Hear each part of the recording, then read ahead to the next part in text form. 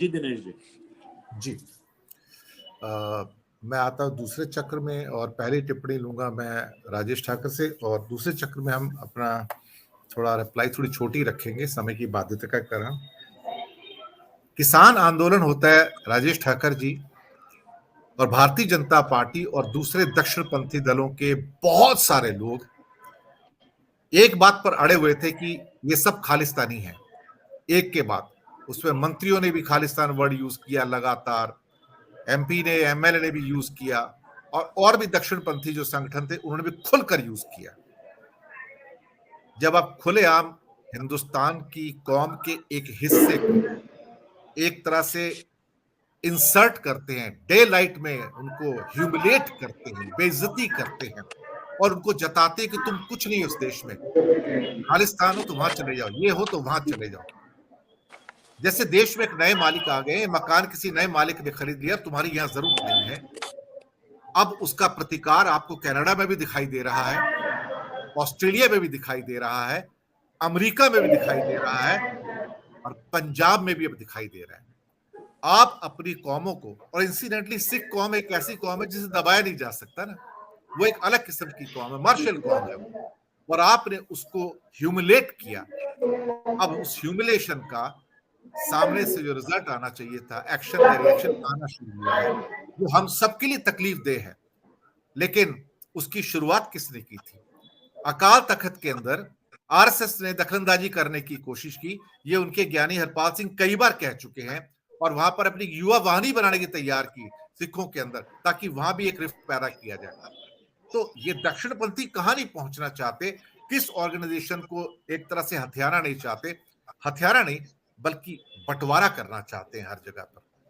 तो जो आज पंजाब में हो रहा है या पूरी दुनिया में सिखों के द्वारा जो किया जा रहा है, हालांकि चंद लोग हैं, वो बाकी लोग नहीं है वैसे, लेकिन ये चंद लोग वो 80 के दशक में भी तो थे जिन्होंने पूरे पंजाब का माहौल खराब किया था।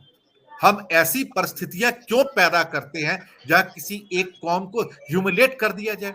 मुसलमानों को ह्यूमिलेट करते हैं, अब सिखों को ह्यूमिलेट करते हैं, ईसाइयों को ह्यूमिलेट करते हैं, इवन हम जैसे लोग जिन्होंने अफीम नहीं खाई है उन्हें भी ह्यूमिलेट करते हैं।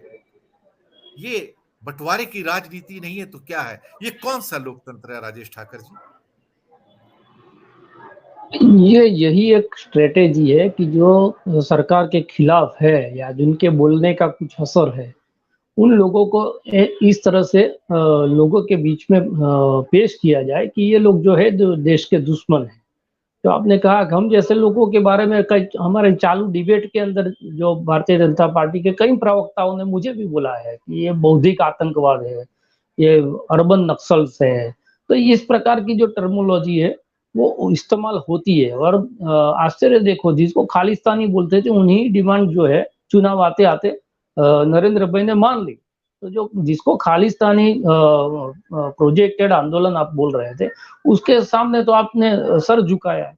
तो ये एक तरीका है इन सरकार का कि किसी भी व्यक्ति हो या संस्था हो, उसको देश के खिलाफ जो है वो साबित कर दो, तो उसके जो बोलने का महत्व है वो महत्व कम हो जाएगा।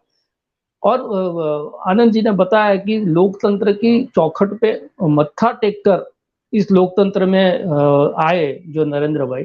तो मैं एक बात बता दूं कि वो जिसके भी सामने मत्था टेके तो सिग्नल ये है कि वो व्यक्ति हो या संस्था हो, उसकी समाप्ति की वो घोषणा है।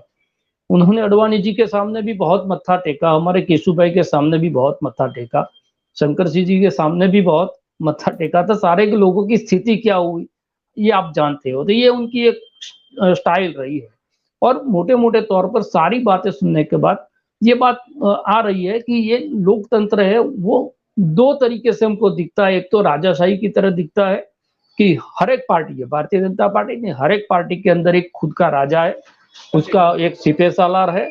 वो दोनों जो है वो पार्टी के अंदर का लोकतंत्र है, उसके निर्णय कर रहे हैं, और सत्ता में जब आते हैं तो वही दो लोग है वो जो है शासन का जो तंत्र है उस पर भी हावी हो जाते हैं। तो विदिन पार्टी भी लोकतंत्र नहीं बचा है, वो भारतीय जनता पार्टी कहे या दूसरी पार्टी कहे। और वही लोग जिस प्रकार से प्रोजेक्ट होके वो प्रधानमंत्री के पद पर बैठे अपनी पार्टी पर, जिस तरह से पूरी कार्यकारिणी पर उन्होंने कब्जा किया था। तो ये जो बात है, वही जो नेचर है, जब आप सत्ता में आते हो तो वो बदलता नहीं है। तो आप ये कोशिश करते हो सत्ता में काबिज रहने के लिए या उस पर नियंत्रण पाने के लिए क्या किया जाए।